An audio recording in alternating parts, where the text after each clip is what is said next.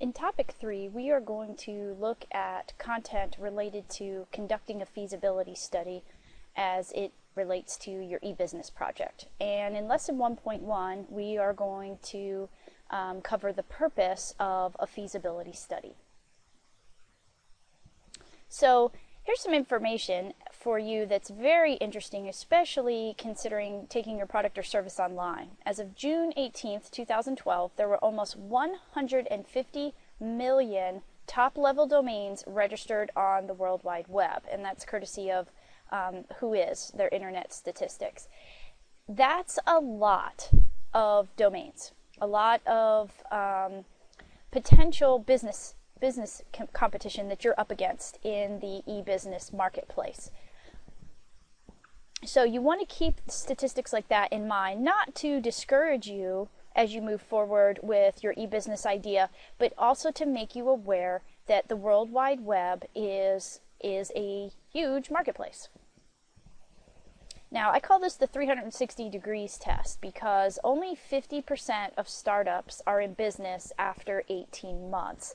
And again, these statistics are not meant to discourage you, but it does kind of keep you grounded in understanding that the actions you do early on as a startup, the foundational tasks that you complete as a new business can help to prove how well you will sustain that e-business moving forward.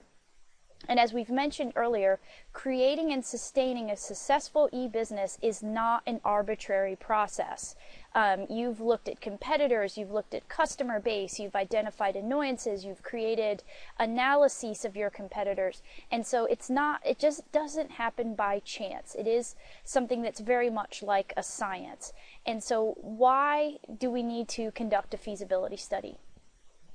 Well, first of all, a feasibility study provides in-depth information on the practicality and viability of an idea.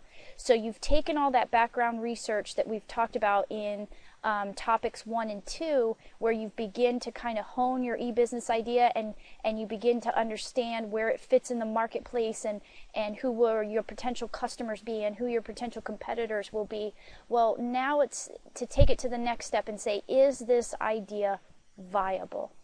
And you will look at different pieces related to your e-business, such as technology, financing, marketing, management, and operations. And a feasibility study will help you as you move forward with your business plan and your business plan presentation. So all of these activities, although they may seem kind of tedious or in-depth, they do build upon each other. So we'll conclude this lesson by just taking a look at the overview of the structure of a feasibility study, and then one of your activities is to do some more research on a feasibility study.